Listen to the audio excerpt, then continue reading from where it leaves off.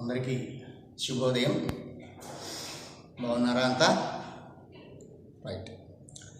ఈరోజు మనం intermediate second year విద్యార్థులకి గద్య భాగం నుంచి ఒక పాఠం చెప్పుకుందాం.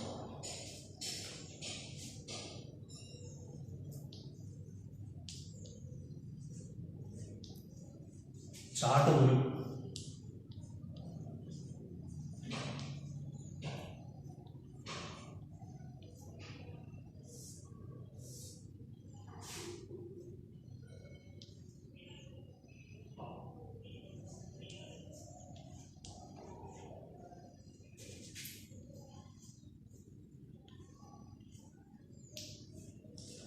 చాటువులు ఇది ఒక వ్యాసం. చాటువులు గద్య భాగంలో ఇది ఒక వ్యాసం. ఈ వ్యాసం రాసిన వారు డాక్టర్ సి నారాయణ రెడ్డి. ఈ పేరు అత్యంత ప్రాచుర్యం కలిగినటువంటి పేరు. ఎందుకు అంటే చాలా రచనలు చేశారు, చాలా బాధ్యతలు ఉన్నాయి ఆయనకి, చాలా గ్రంథాలు రాశారు, చాలా కవితలు రాశారు. వివిధ ప్రభుత్వాలలో భాషకు సంబంధించి హోదాలు కూడా ఈయన నిలబెట్టుకున్నారు, నిర్వర్తించారు. ఈయన గురించి కొద్దిగా మనం పరిచయం చేసుకుందాం. ఈయన ప్రస్తుత తెలంగాణ రాష్ట్రం అయినటువంటి సిరిసిల్ల జిల్లాలో హనుమాజీపేట అనేటటువంటి ప్రాంతంలో జూలై 29వ తేదీన జన్మించారు. 1931. 29/7/1931 జూలై 31న హనుమాజీపేటలో ఒక చిన్న వ్యవసాయ కుటుంబంలో వారు జన్మించారు. హనుమాజీపేట ప్రస్తుతం తెలంగాణ రాష్ట్రంలో ఉంది. అంటే ఆయన తెలంగాణ ప్రాంతానికి చెందినటువంటి కవి. సరే, నారాయణ రెడ్డి గారు ఉస్మానియా విశ్వవిద్యాలయం నుంచి గౌరవ డాక్టరేట్ను పొంది అక్కడే సికింద్రాబాద్లోనే ఆర్ట్స్ అండ్ సైన్స్ కళాశాలలోను నిజాం కాలేజీలోనూ కూడా అధ్యాపకులుగా పనిచేశారు. ఆ తరువాత ఉస్మానియా యూనివర్సిటీలో ఆచార్యుడిగా అంటే ప్రొఫెసర్గా కూడా పనిచేశారు. ఇంకా ఆయన చేసినటువంటి ఒక బాధ్యతాయుతమైనటువంటి హోదాలు ఏమిటి అంటే doctor B R Ambedkar open university అంటారు, దానికి కూడా ఆయన వైస్ ఛాన్సలర్గా, అలాగే పొట్టి శ్రీరాములు తెలుగు విశ్వవిద్యాలయానికి కూడా వారు ఉపకులపతిగా అంటే గవర్నర్ తరువాతి స్థానం వారిదే, వైస్ ఛాన్సలర్గా ఆయన పనిచేశారు. ఇంకొక గొప్ప విషయం ఏమిటంటే ఆంధ్రప్రదేశ్ అధికార భాషా సంఘానికి కూడా అధ్యక్షులుగా పనిచేశారు. ఇంత ఉన్నతమైనటువంటి నేపథ్యం ఉన్నది వారి యొక్క జీవితంలో. అంత గొప్ప చరిత్ర కలిగినటువంటి మహోన్నతమైనటువంటి వ్యక్తి డాక్టర్ సి నారాయణ రెడ్డి గారు. కానీ ఈయన చాలా పొట్టిగా ఏమనిపించుకుంటారంటే అందరూ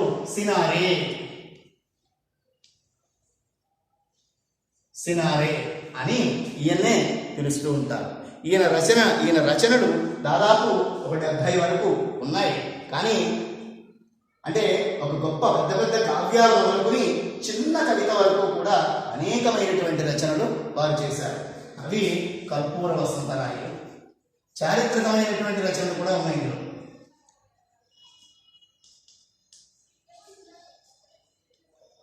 కర్పూర వసంతరాయలు, నాగార్జున సాగరం,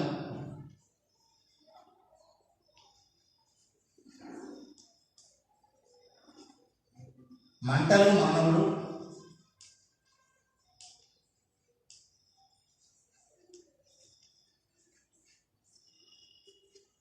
విశ్వంభర,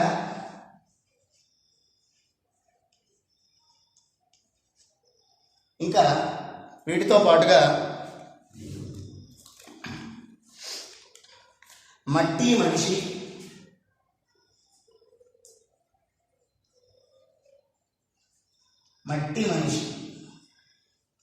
ఇలా కొన్ని రచనలు ఈయన పెద్ద రచనలు. ఇవి కాకుండా కవిత్వం రాయకుండా ఆయన జీవితంలో ఏ ఒక్క రోజు కూడా గడవలేదు. ఈయనలో ఉండేటువంటి మరొక విలక్షణమైనటువంటి విషయం ఏంటంటే మనం వింటూ ఉంటాం, సినిమా పాటలు కూడా రాశారు. 1962 నుంచి ఒక 30, 50, 30, 40 సంవత్సరాల పాటు సుదీర్ఘంగా కొన్ని వేల సినిమా పాటలను కూడా ఆయన మనకి సినిమా రంగంలో కూడా కృషి చేసి రాశారు. ఇంకా ఈయన రాసినటువంటి మరొక గొప్ప అద్భుత పరిశోధన ఏంటంటే ఆధునికాంధ్ర కవిత్వము. ఈయన PhD గ్రంథం అన్నమాట.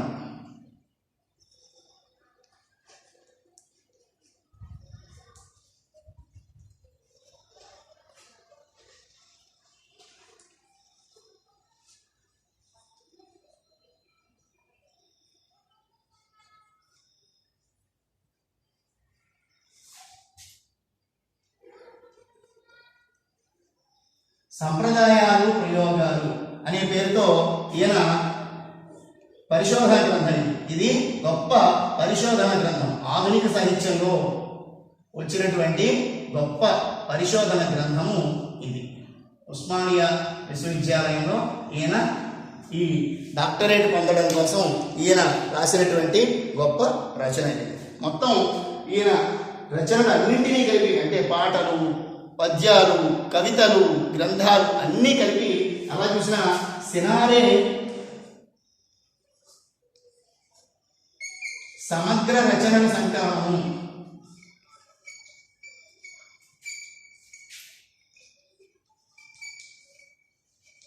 అనే పేరుతో దాదాపు ఒక 18 గ్రంథాలు వెలువరించారు. 18 భాగాలుగా 18 గ్రంథాలుగా రచించారు. ఈ 18 గ్రంథాలలోనే ఆయన రాసినటువంటి వ్యాసాలు ఉన్నాయి, ఇందులో కావ్యాలు ఉన్నాయి. ఇవన్నీ కావ్యాలు. కావ్యాలతో పాటుగా కవితలు, విడివిడిగా కవితలు, పాటలు, వ్యాసాలు, ఈ అన్ని రకాల రచనలను కలిపి 18 సంపుటాలుగా ఒక్కొక్క పుస్తకం ఇంతింత లావు పుస్తకాలు, 18 పుస్తకాలు వేయడం జరిగింది. చాలా అపూర్వమైనటువంటి సాహిత్యం. ఇందులో నారాయణ రెడ్డి గారి గురించి చెప్పుకోదగినటువంటి మరొక గొప్ప విషయం ఏమిటంటే సాహిత్య రంగంలో, భారతీయ సాహిత్య రంగంలో, అంటే భాషతో సంబంధం లేకుండా రాజ్యాంగం గుర్తించిన భాషలన్నింటిలో సాహిత్యానికి సంబంధించి ఒక గొప్ప పురస్కారం, అవార్డు ఇస్తారన్నమాట. అది జ్ఞానపీఠ పురస్కారం. జ్ఞానపీఠ అవార్డు అంటారు. ఆ జ్ఞానపీఠ అవార్డు తెలుగులో 3కే వచ్చింది ప్రస్తుతం, ఇప్పటికీ ఇన్నాళ్ళ నుంచి. ఆ జ్ఞానపీఠం పుచ్చుకున్న వాళ్ళలో 2వ వ్యక్తి నారాయణ రెడ్డి గారు. ఆయన రాసినటువంటి విశ్వంభర అనే రచనకు గాను ఆయనకు ఈ జ్ఞానపీఠ పురస్కారం వచ్చింది. సరే, ఇన్ని రచనలు చేసినటువంటి, ఇంత గొప్ప సాహిత్యాన్ని మనకి అందించినటువంటి డాక్టర్ సి నారాయణ రెడ్డి గారు, ఆయన జూన్ 12, 2017లో జూన్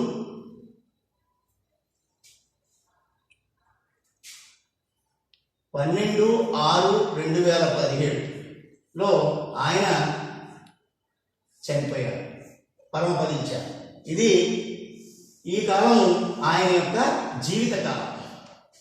ఈ జీవితకాలంలో ఆయన రాసినటువంటి రచనలు, ఆ రచనలలో ఒకానొక వ్యాసం అయినటువంటి చాటువులు అనేటటువంటి ఈ వ్యాసంలోని కొంత భాగాన్ని ఇప్పుడు మనం పాఠంగా చెప్పుకుంటున్నాం. చాటువులు అంటే ఏంటండి? ఈ మాట మనం వినే ఉంటాం. మీకు పద్యం అనేటటువంటిది చెప్పడం మొదలుకుని 5వ తరగతి, 6వ తరగతి, 7వ తరగతి, మొత్తం మీద 10వ తరగతి వచ్చే వరకు కూడా చాటువులు అనేటటువంటి శీర్షికతో ఎక్కడో దగ్గర పద్య భాగంలో ఒక్క పాఠం ఖచ్చితంగా పెడతారు. చదువుకున్నారు మీరు. అంటే చాటువు అంటే ఒక ప్రియమైన మాట, మనసుకు నచ్చేటటువంటి మాట. అది మనసుకు నచ్చేటటువంటి మాట అంటే చక్కగా మాట్లాడేటువంటి మాట, ఆ ప్రియమైనటువంటి మాట అని దీనికి అర్థం. ఇది ఒక సంస్కృత శబ్దం, తెలుగు మాట కాదు. తెలుగులో బాగా ప్రాచుర్యం పొందింది. ఇది వాస్తవానికి సంస్కృతంలో ఉన్నటువంటి మాట. అసలు ఈ చాటువులు ఎలా పుట్టాయి అన్నప్పుడు, ఈ చాటువులు అంటే ఎక్కడ నిక్షిప్తం చెయ్యరు, వీటిని ఎక్కడో ఒక్కొక్కసారి అనుకోకుండా నిక్షిప్తం అవుతాయి. అంటే ప్రజల నాలుకల మీద తిరుగుతూ ఉంటాయి. కొంతమంది పద్యాలంటే ఆసక్తి ఉంటుంది కాబట్టి పూర్వకాలం నుంచి ఆ పద్యాలను రాసుకోవడం లేదా నేర్చుకోవడం లాంటివి చేసి సేకరించినటువంటి వాళ్ళు ఉన్నారు తప్ప కొన్ని చాటువులైతే ఎవరు రాశారు అనేటటువంటిది కూడా తెలియకుండా బాగా ప్రాచుర్యంలోకి వచ్చేసేటటువంటి రచనలు మనం చూస్తూ ఉంటాం. అలాగే ఈ చాటువులు ఎప్పుడెప్పుడు చెప్తారు అంటే మనసుకి బాగా ఆనందం కలిగినప్పుడు. కానీ అంటే ఒక విషయం మర్చిపోకూడదు, మనం తెలుగువాడికి పద్యం అనేటటువంటిది ఒక పెద్ద ఆయుధం. పద్యాన్ని తెలుగువాడు అంత గొప్పగా పోషించాడు. ఈ ఆధునిక కాలంలో ఈ మధ్య కాలంలో వచ్చిన తర్వాత దాదాపు మహా అయితే ఒక ఈ 70-80 ఏళ్ల నుంచి పద్యం యొక్క గొప్పతనం కాస్త ప్రభావం తగ్గిందేమో. కానీ పద్యంలో చెప్తేనే దేనికైనా విలువ. ఒకప్పుడు ఈ వచన కవితలు, చిట్టి కవితలు ఇవన్నీ తర్వాత వచ్చాయి. ప్రతిదీ కూడా పద్య రూపంలో చెప్తేనే చెప్పిన వాడికి విలువ, వాడి యొక్క గొప్పతనాన్ని అక్కడే ఆదరించేవాడు. అలాగే పద్యాన్ని వినడానికే ఎక్కువగా ఆసక్తిని కూడా సాధారణమైనటువంటి వాళ్ళు మనబోటి ప్రజలు కూడా పద్యాన్ని వినడం కోసమే ఎక్కువగా ఉండేవారు. పద్యం అనేటటువంటిది మన తెలుగువాడి సొత్తు. కాబట్టి ఈ పద్యాల రూపంలో వాడి మనసులో అంటే కవిత్వం చెప్పగలిగేటటువంటి వ్యక్తికి ఏ భావన కలిగినప్పటికీ కూడా ఒక చక్కని సంతోషకరమైనటువంటి వార్త విన్నాడు, దానికి వెంటనే పద్యం చెప్తాడు. లేదు తన గుండె పగిలేటట్టుగా ఏదైనా బాధ ఒక తగ్గట్టుగా దానికి పద్యం చెప్తాడు. తాను ఏదైనా ఒక మంచి మధుర పదార్థం తిన్నాడు, ఒక మంచి భోజనం చేశాడు, పద్యం చెప్తాడు. లేదు ఒక మంచి భోజనానికి వెళితే అక్కడ భోజనం బాగాలేదు, దాని మీద పద్యం చెప్తాడు. ఒక అందమైనటువంటి ప్రకృతి దృశ్యాన్ని చూస్తాడు, లేదా ఒక రకమైనటువంటి కొత్త ప్రదేశానికి వెళ్తాడు. లేదు ఎవరైనా ఆ వ్యక్తిని అవమానిస్తారు, లేదు ఒక వ్యక్తిని సత్కరిస్తారు. ఏ సందర్భంలో తన హృదయం స్పందించిందో, తన మనసు బాధపడినా, సంతోషపడినా, అసహ్యపడినా, దేని మీదైనా ఉన్నపడంగా అప్పటికప్పుడు ఆసులుగా చెప్పేటటువంటి పద్యాలు, వీటిని చాటువులు అంటారు. ఈ చాటు కవులు చాలామంది ఉన్నారు మన తెలుగు సాహిత్యంలో. పైగా ఈ చాటు రచనలు ఎన్నున్నాయనేటువంటివి మనం చెప్పలేము. కొన్ని వేల పద్యాలు, కొన్ని లక్షల పద్యాలు మనకి చాటువులుగా ప్రాచుర్యంలో ఉన్నాయి. పైగా అందులో ఎవరు రాశారో కూడా తెలియనటువంటి పద్యాలు ఉన్నాయి. బాగా మనకి ప్రసిద్ధమైనటువంటి పద్యాలు కూడా ఎవరు రాశారో తెలియదు. మనకి చిన్నప్పుడు 1వ తరగతిలో సరదాగా చిన్న పద్యాలు, చిన్న మాటలు నేర్పుతూ ఒక పద్యం చెప్తారు ఎక్కువగా. చేతవెన్న ముద్ద చెంగల్వ పూదండ బంగారు వలతాడు పట్టుదట్టి సంధ్యతాయితులు సరిమూవ గజ్జలు చిన్ని కృష్ణ నిన్ను చేరి కొలతూ. కృష్ణుడికి సంబంధించినటువంటి ప్రార్థన పద్యం. ఇది ఒక కొంతకాలం వరకు ఈ పద్యం రానటువంటి వాడు ఎవ్వడూ లేడు. ప్రతి ఒక్కరికి ఈ పద్యం బాగా తెలుసు, కానీ ఎవరు రాశారు అనేటటువంటిది తెలియదు. అంటే చాటువుల యొక్క ముఖ్య లక్షణం ఏమిటి అంటే అజ్ఞాత కర్తృత్వము. అంటే ఎవరు రాశారో తెలియదు, రాసినటువంటి రచయిత పేరు తెలియకపోవడం అనేటువంటిది చాలా వాటిలో. అంటే కొన్ని చాటువులు ఎవరెవరు రాశారో తెలుస్తుంది, కానీ కొన్ని చాటువులు ఎవరు రాశారో కూడా తెలియనటువంటి విధంగా ఉండేటటువంటి గొప్ప లక్షణం అజ్ఞాత కర్తృత్వం.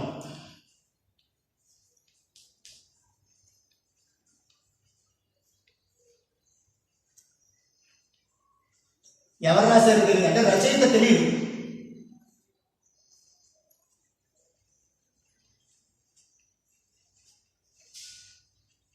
రచయిత ఎవరో మనకి తెలియదు. అలాంటి పద్యాలు మనకి చాలా ఉన్నాయి. సరే, ఈ చాటువులలో ఏమేమి చెప్తారు, ఏం చెప్తారు అన్నప్పుడు చాటువులలో మనకి కొన్ని విషయాలు ప్రతిబింబిస్తూ ఉంటాయి. ఏంటంటే ఆ పద్యం ఎప్పుడైతే వచ్చిందో ఆ కవి జీవిస్తున్నటువంటి ఆయా సందర్భాలలో, ఆయా చారిత్రక యుగాలలో ఉన్నటువంటి ప్రజల యొక్క జీవన విధానం తెలుస్తుంది. ఆ పద్యాలు చదువుతున్నప్పుడు మళ్ళీ గుర్తు చేసుకుంటాం, వాళ్ళ జీవన విధానం తెలుస్తుంది. పైగా అక్కడ మనకి వర్ణ వ్యవస్థలు ఉన్నాయి. బ్రాహ్మణులు, క్షత్రియులు, వైశ్యులు, శూద్రుడు, రకరకాల పనులు చేసేవారు, ఇలాంటి వృత్తుల వారు, వీళ్ళందరూ ఉన్నారు. వాళ్ళ గురించి తెలుస్తుంది. వాళ్ళ యొక్క ఆర్థిక స్థితిగతులు తెలుస్తాయి, వాళ్ళ సంస్కృతి తెలుస్తుంది, వాళ్ళ అభిరుచులు తెలుస్తాయి, వాళ్ళ ఆచార వ్యవహారాలు తెలుస్తాయి. అలాగే ఆయా ప్రాంతాల యొక్క ఆహారపు అలవాట్లు కూడా తెలుస్తాయి. వీటన్నింటినీ ఆ పద్యాలలోంచి మనం తీసుకోగలుగుతాం. అటువంటి పద్యాలు చెప్పిన వాళ్ళలో మనకి కొంతమంది ఉన్నారు, అంటే చాలామంది ఉన్నారు. అందులో కొద్ది మందిని మాత్రం ఒక ముగ్గురు నలుగురిని ఈ చాటు పద్యాలు చెప్పడంలో నిష్ణాతులైనటువంటి వాళ్ళను, లేదా చాటువులుగా బాగా ప్రఖ్యాతి పొందినటువంటి పద్యాలను కానీ రాసినటువంటి రచయితల గురించి 1-2 మాటలు ఇక్కడ మనకి సంఘటనలు మనకి ఇక్కడ ఈ వ్యాసంలో చెప్పడం జరిగింది. అందులో ముఖ్యమైనటువంటి వాడు వేములవాడ భీమకవి.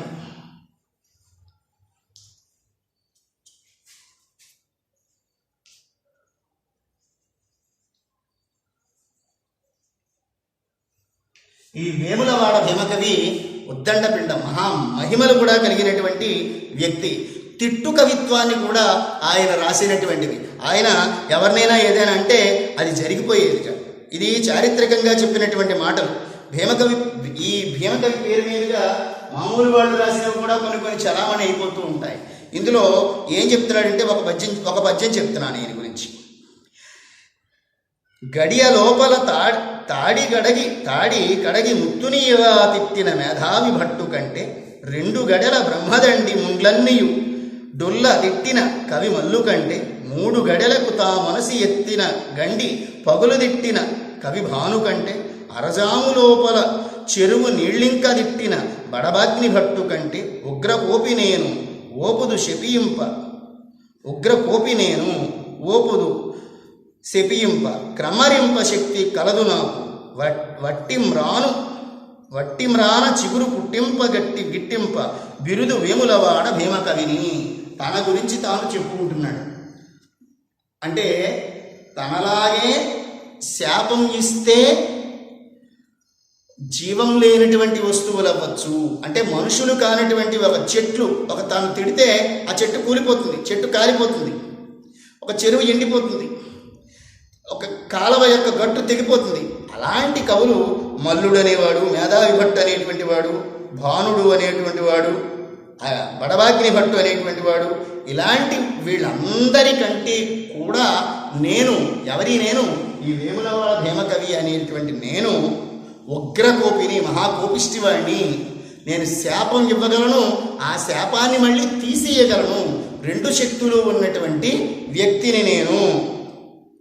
మామూలుగా ఉండేటటువంటి ఎండిపోయిన మానుని చిగిరింపజేసేస్తాను. పచ్చని చెట్టుని నా చూపు ద్వారా, లేకపోతే నా తిట్టు ద్వారా, అంటే నా శాపం ద్వారా దాన్ని ఎండింపజేస్తాను. ఈ 2 సామర్థ్యాలు నాకు ఉన్నాయి అని గొప్పగా చెప్పుకున్నటువంటి వ్యక్తి. అంటే మంత్రతంత్రాలకు, అంటే పద్యంలో కొన్ని విషయాలు బయటపడతాయి, ఆర్థిక స్థితిగతులని అవన్నీ ఇవన్నీ. మంత్రతంత్రాలను గురించి, ఈ మహిమలను గురించి కూడా చాటువులలో మనం కొన్ని విషయాలను తెలుసుకోవచ్చు. ఇకపోతే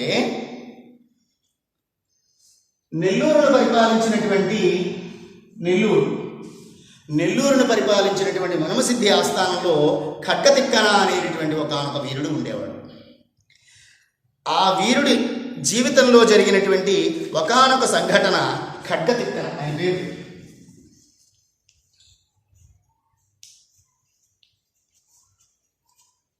మన కవిత్వం రాసినటువంటి తిక్కనతో సమకాలీకుడి.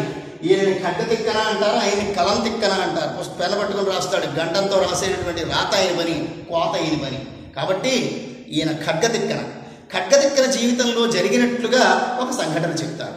ఒకప్పుడు మనుమసిద్ధి తరపున ఈయన యుద్ధానికి వెళ్ళాడు. మనుమసిద్ధి తరపున ఎవరితోటి? కాటమరాజు అనేటటువంటి రాజు సైన్యంతో యుద్ధానికి వెళ్ళి ఒకనొకప్పుడు ఆయన ఏదో వారిని ఎదుర్కోలేక పారిపోయి వచ్చినట్టుగా, వెనుతిరిగి పారిపోయి ఇంటికి వచ్చేసినట్టుగా ఒక సంఘటన చెప్తారు.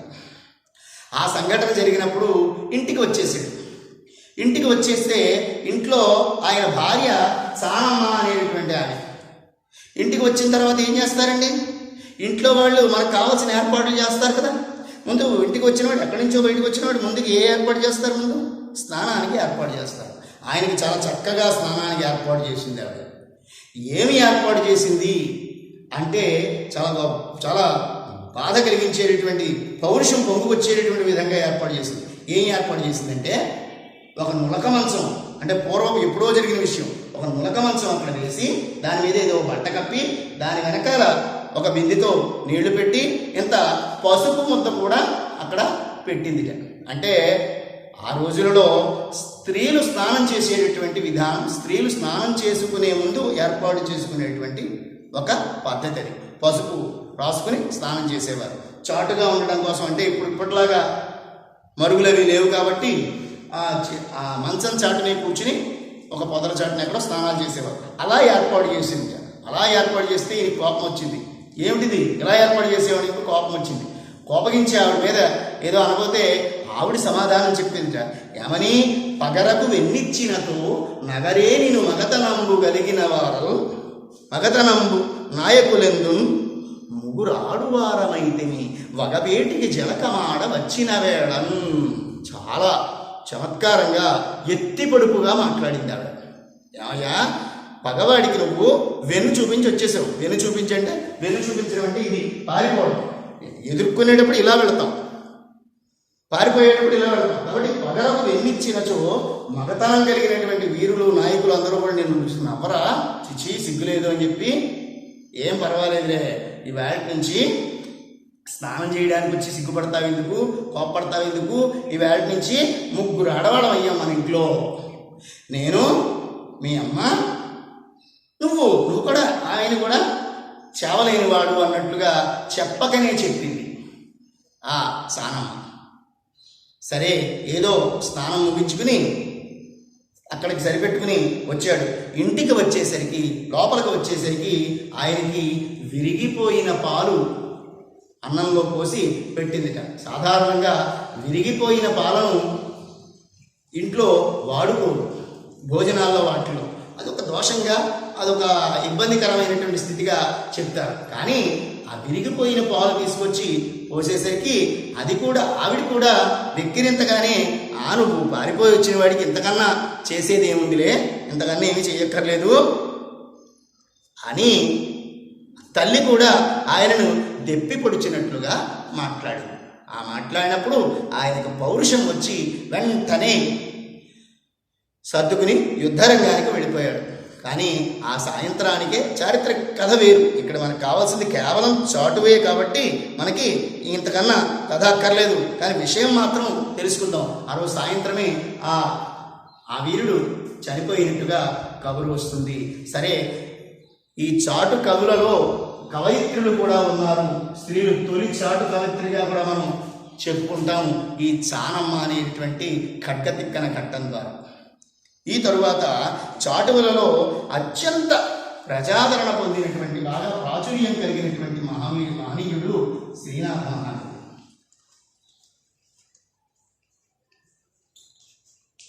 పదిహేనవ శతాబ్దానికి చెందినటువంటి శ్రీనాథ మహాకవి అత్యంత ప్రాచుర్యం పొందాడు. శ్రీనాథుడు రాసిన చాటు పద్యాలు ఇంకా ఎంతోమంది రాయలేదు, ఆయనే ఎక్కువగా రాశాడు అనేటువంటి విషయాన్ని. శ్రీనాథుడి కవితలో ఆయన యొక్క భోగ జీవితం తెలుస్తుంది. ఆయన మహాభోగి, విపరీతమైనటువంటి అపూర్వమైనటువంటి భోగాలను అనుభవించాడు, అనేకమైనటువంటి కష్టాలను అనుభవించాడు, అన్ని వైభవాలను పొందాడు. ఆయనకి కనకాభిషేకం కూడా చేశారు. ఆయన కనకాభిషేకం చెయ్యమని ఆయనే అడిగేసాడని కూడా చెప్తూ ఉంటారు చాటు పద్యాల రూపంలో. అలాగా పైగా ఇక్కడ మనం గమనించాల్సింది ఏంటంటే, ఆయన జీవితంలో ఎదుర్కొన్నటువంటి ఒకానొక సందర్భాన్ని చెప్తాడు.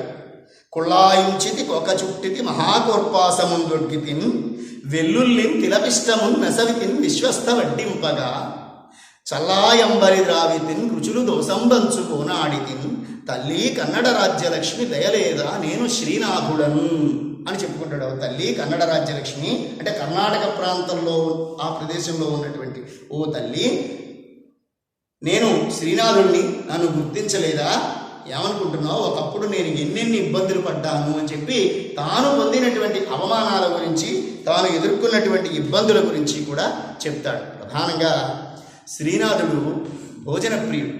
శ్రీనాథుడు ఏంటి, మన ఆంధ్రదేశంలోనే మిగతా ప్రాంతాల వాళ్ళకంటే మన ఆంధ్రుడు మిక్కిలి భోజన ప్రియుడు. కాబట్టి భోజనం విషయాలు మన కవులు అనేక సందర్భాల్లో వర్ణించారు. అందులో శ్రీనాథుడు కూడా వర్ణించాడు. శ్రీనాథుడు ఒకసారి పల్నాడు అనేటువంటి ప్రాంతానికి వెళ్ళాల్సి వచ్చింది. పల్నాడు సీమ అంటే ఇప్పుడు మనకి గుంటూరు ఆ ప్రాంతం. అప్పుడు నీటి సదుపాయం ఎక్కువగా లేదు.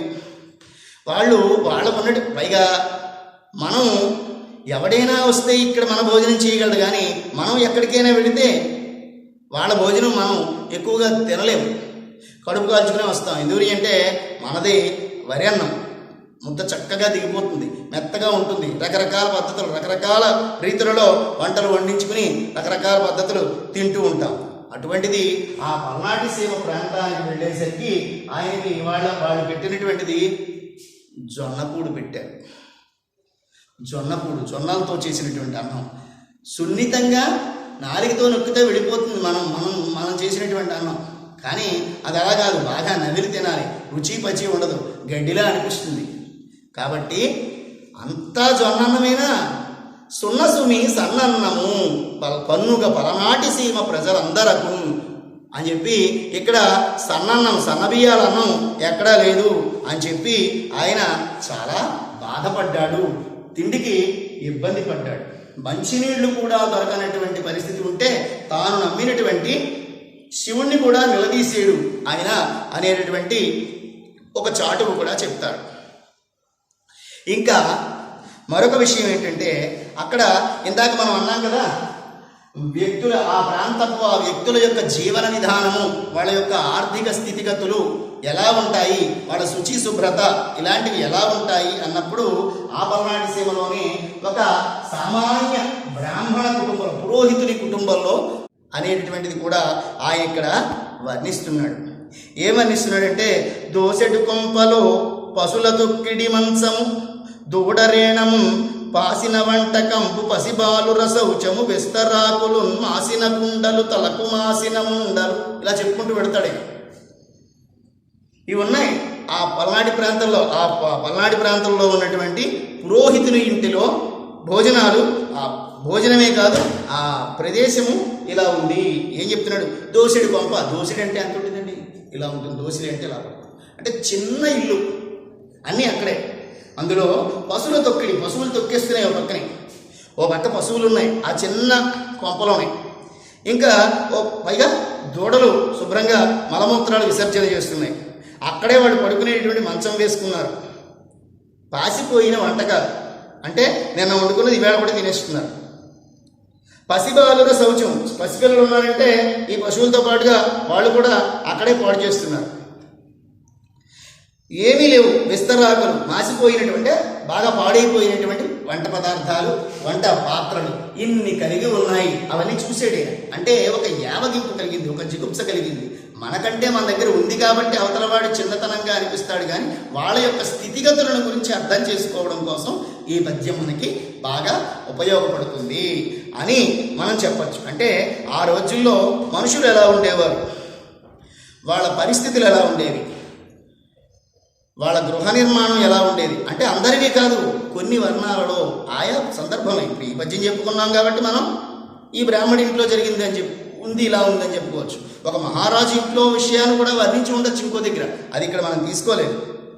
అలాగే ఇందాక మీకు ఒక మాట చెప్పాను, ఆంధ్రులు భోజన ప్రియులు, అందులో శ్రీనాథుడు ఇంకా భోజన ప్రియుడు. మనం భోజనం అనేటటువంటిది మొదలు పెడితే ఒక పద్ధతిగా చేస్తాం.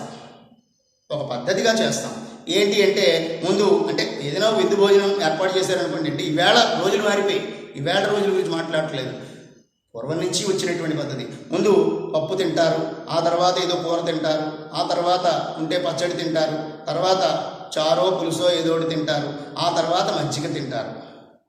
సరే, ఇంకా కలిగినవి ఏమంటే పిండి వంటలు తింటారు, ఇంకొక అన్నాలు అవి తింటారు, పాయసాలు తింటారు. మన పండుగ రోజున మనం చేసుకుంటే తినేటటువంటి పద్ధతి ఇది. మన తెలుగువారి ఇంట్లో తినేటటువంటి పద్ధతి ఇది. మరి శ్రీనాథుడు తెలుగువాడు, అందున బ్రాహ్మణుడు, భోజన ప్రియుడు. ఇన్ని లక్షణాలు కలిగినటువంటి వాడు వెళ్ళినప్పుడు ఒక ప్రాంతంలో వాళ్ళ ప్రాంతాలలో ఇలా వడ్డించారు భోజనాలు, ఇలా ఉన్నాయి భోజనాలు అని చెప్పి భయపడిపోయాడు, ఆయన బాధపడిపోతున్నాడు. తొలుతోనే వడ్డింత్రు దొడ్డ మిరియపు చారు చెవులలో పొగ వెళ్ళి చిమ్మిరేగ. అంటే ఇలా వడ్డిస్తూ ముందు అన్నం పెట్టి చుట్టూ ఏవో వేసి కూరలు వేస్తారు, లేదా పప్పు వేస్తారు, లేదా మనం ఏదో కలుపుకు తింటూ ఉంటాం. అలా కాదు, మనకు తమిళనాడు వెళ్తే ఈవేళకి కూడా వాడు అన్నం వడ్డిస్తాడు, చుట్టూ అన్ని పెడతాడు, మనం ఇలా కలుపుకుని తినే లోపల సాంబార్ పోసేస్తాడు. అది వాడి తప్పు కాదు. ఎందుకంటే ఆ ప్రాంతంలో వాడి యొక్క ఆహారం తీసుకునేటటువంటి విధానం వాడికి అది నచ్చింది. కానీ నువ్వు అక్కడ వాడివి కాదు కాబట్టి వాడి పద్ధతి నీకు వింతగా అనిపిస్తుంది. దీనివల్ల తమిళులు ఎలా తింటారు అనేటువంటి విషయం తెలుస్తుంది కదా మనకి. మనం ఎలా తింటాం అనేటువంటిది వాళ్ళకి తెలుస్తుంది. వాళ్ళు ఏంటో బాబు ఇలా తింటున్నారు అనుకుంటారు, వీళ్ళేమిటి ఇలా తింటున్నారని మనం అనుకుంటాం. కాబట్టి ఇలా అన్నం పెట్టిన వెంటనే తొలుతనే వడ్డింత్రు దొడ్డ మిరియపు చారు, మిరియాల ఘాటు వేసినటువంటి ఆ చారు ముందే పోసి తినేస్తారు. వాళ్ళు వడ్డించేస్తున్నారు, మిగతా తినలేకపోతున్నాం. పలు తెరంగులతోడ పచ్చళ్ళ చవిగొన్న బ్రహ్మరంధ్రము దాకా పాకునా. ప్రతి పచ్చట్లోనూ కూడా ఆవాల ముద్ద వేసేసి మంచి ఘాటు వచ్చేసి ముగ్గుల్లోంచి నోట్లోంచి చెవుల్లోంచి సెగలు వచ్చేస్తున్నాయి రా బాబు, ఏంటి వంట. అలాగా కొన్ని వేపాకు వేసి చేసారా అన్నది చేదుగా ఉంటున్నాయి కారపొళ్ళు అవిని. ఏమిటి భోజనాలు, ఈ వంటలేమిటి అని ఆ భోజన విధానాన్ని గురించి మొత్తాన్ని ఈ చాటు పద్యాలలో శ్రీనాథుడు కళ్ళకు కట్టినట్లుగా అద్భుతంగా మనకి వివరించాడు. అంతేకాదు శ్రీనాథుడు గురించి ఎక్కువగా ఇందులో శ్రీనాథుడి గురించి ఎక్కువ ప్రస్తావించడం జరిగింది. శ్రీనాథుడు మహాభోగి. అంటే ఆయన మనకి వేళ ఆశ్చర్యంగా అనిపించవచ్చు కదా, ఆయన తాంబూలమే అంటే కిళ్ళి మనం చెప్పుకునేటటువంటి విధానంగా. ఇప్పుడు మనం కిళ్ళి అంటే ఏం వేసుకుంటాం, ఆకు ఇంకా ఏవేవో కొన్ని సుగంధ ద్రవ్యాలు అవి వేస్తాం. సున్నానికి బదులుగా మంచి ముత్యాలను మెలిపించి కాల్చి అందులో వేసుకుని తినేవారు.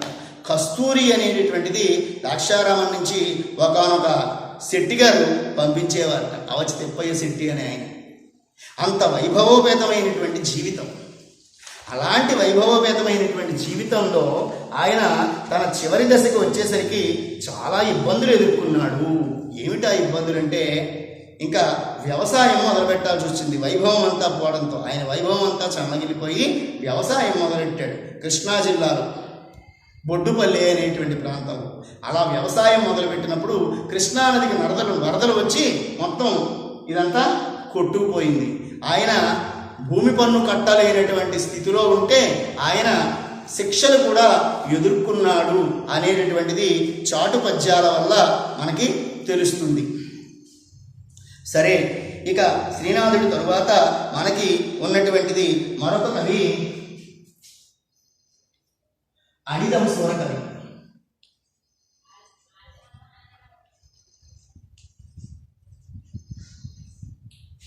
ఈ అడిదం సూరకవి పూసపాటి విజయరామరాజు యొక్క ఆస్థానంలో ఉన్నటువంటి కవిగా చెప్తారు. ఈ అడిదం సూరకవి కూడా గొప్ప చాటువులు చెప్పారు. తిట్టు కవిత్వంలో ఈయన బాగా ప్రసిద్ధి చెందినవాడు అంటారు. తిట్టు కవిత్వం అంటే తిట్టినట్టుగా ఉంటుందన్నమాట. తిడతారు బాగా, తిట్లు. ఈయన కవిత్వం మీద ఎంతటి మాట వచ్చిందంటే, అడిదం సూరకవి తిట్టు కంసాలి సుత్తి పెట్టు. ఒక కంసాలి సుత్తిచ్చు కొడుతూ ఉంటాడు, కంగు అంటూ ఉంటుంది మనకి. ఆయన తిడితే ఆ సుత్తిచ్చు కొట్టినట్టుగా అనిపిస్తుంది. అంతటి కఠోరమైనటువంటి తిట్లు తిడతాడు ఆయన. ఒకప్పుడు ఏం జరిగిందంటే, ఈ పూసపాటి విజయరామరాజు గారే ఆయనను ఒకసారి ఆయన మీద ఎంతో ఆగ్రహం పొందినవాడే ఆయనను తన కొలువులోంచి తీసేయడం జరిగింది. కొలువులోంచి తీసేస్తే ఆయనకి బాధ అనిపిస్తుంది కదండి. సరే, బాధ ఏదో పడ్డాడు. పడి ఒకనొక సందర్భం వచ్చింది, అవకాశం వచ్చింది. అటువంటప్పుడు రాజునే నేరుగా ఒక మాట అనేసేట. ఏమన్నాడు? రాజునే ఒక మాట అన్నాడు. మెత్తనయ్యున్న అరిటాకు మీదగాక మంట మీదను చెల్లునే ముంటివాడి బేదలయ్యున్న మాబోంట్ల మీద గాక కలడి క్రొవ్వాడి బాదుల్ల కాను మీద.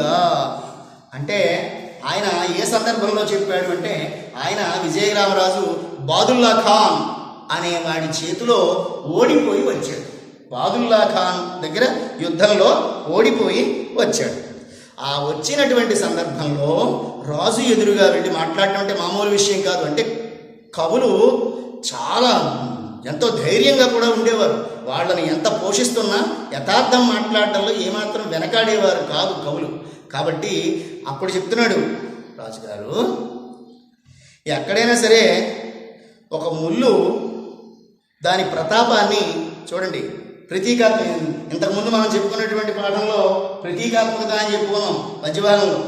ఆ సింబాలిజం, ఒక ముళ్ళు వెళ్ళి లేతగా ఉన్నటువంటి అరిటాకు మీద చాలా తేలిగ్గా పడిపోతుంది. ఎందుకు అంటే ఈ అరిటాకు లోకువ, ఈ ముళ్ళుకి అరిటాకు లోకువ. కాబట్టి ఈ ముళ్ళు ఎప్పుడైతే తగిలిందో ఆకు చిరిగిపోతుంది. అంటే దీని ప్రతాపం తేలిగ్గా ఉండేటటువంటి సునాయాసంగా దొరికిపోయేటటువంటి వాళ్ళ మీదే దీని ప్రతాపం, ఈ ముళ్ళు యొక్క ప్రతాపం. అంతే తప్ప దీని ప్రతాపాన్ని అగ్ని మీద చూపించమనండి, కాలిపోతుంది. చెప్పాడు ఆ మాట? చెప్పడం. మనకే సమాధానం తెలుసు. అరిటాకు మీద చూపించేటటువంటి ప్రతాపాన్ని ఈ ముళ్ళుని నిప్పు మీద చూపించమనండి. అలాగా బేదలుగా ఉన్నటువంటి మాబోటి వాళ్ళ మీదే నీ ప్రతాపం చూపిస్తావు తప్ప వీరుడైనటువంటి బాదుల్లా ఖాన్ లాంటి వాడి దగ్గర నీ ప్రతాపం చూపించలేకపోయావయ్యా అని వెక్కిరించినట్టుగా మాట్లాడేట రాజుగారితో. ఇది తిట్టు అంటే మనం రోజు పరిమాల మాటలు వింటున్నా అక్కర్లేదు. అవతల వాడి మనసు మార్చగలిగేటటువంటి విధంగా ఉంటే చచ్చిపోతాడు. ఇంకా కళ్ళు మూసుకుని అవతల వాడి దగ్గర తలెత్తుకోలేనటువంటి విధంగా మాట్లాడుతున్నట్టు ఉన్నది ఈ మాటలో.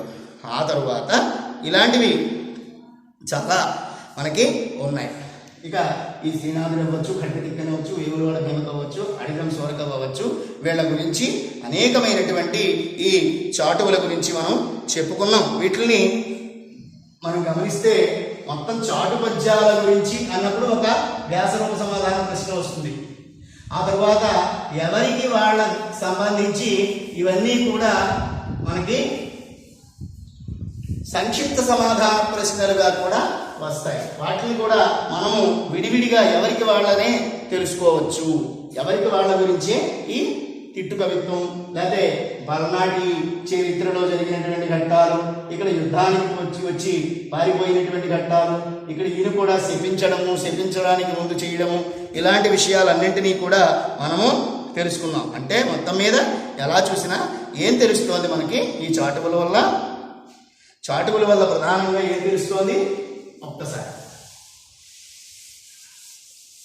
గుర్తుపెట్టుకోవాలి. ఇవన్నీ అంటే దీని సారాంశం ఏమిటి, ఏ ఉద్దేశంతో? అయితే పద్యాలు వినేసి కథలు వినేసి వెళ్ళిపోవడం ఒకటే కాదు కదా. దీని ఉద్దేశం ఏమిటి అనేటువంటిది తెలుసుకోవాలి. ఆ ప్రాంతం యొక్క ఆచార వ్యవహారాలు తెలుస్తాయి, సాంఘిక పరిస్థితులు తెలుస్తాయి,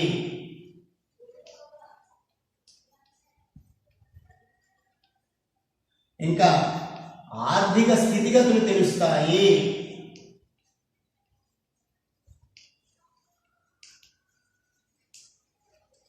ఇంకా ఆహారపు అలవాట్లు తెలుస్తాయి,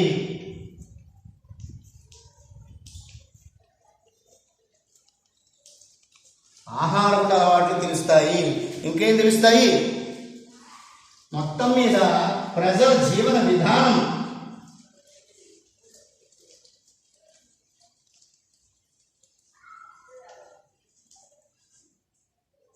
మొత్తం ప్రజాజీవన విధానం ఆయా సందర్భాలలో ఈ చాటువులలో మనకి కనిపిస్తూ ఉంటుంది. ఈ చాటువుల ద్వారా మనము తెలుసుకుంటూ ఉంటాము అనేటువంటి విషయాన్ని మనము ఇక్కడ గ్రహించగలుగుతున్నాము. ఇది మీకున్నటువంటి ఈ చాటువులు అనేటువంటి పాఠ్యభాగం యొక్క సారాంశం. దీంతో ఈ పాఠం ఒకటి పూర్తయింది. స్వస్తి.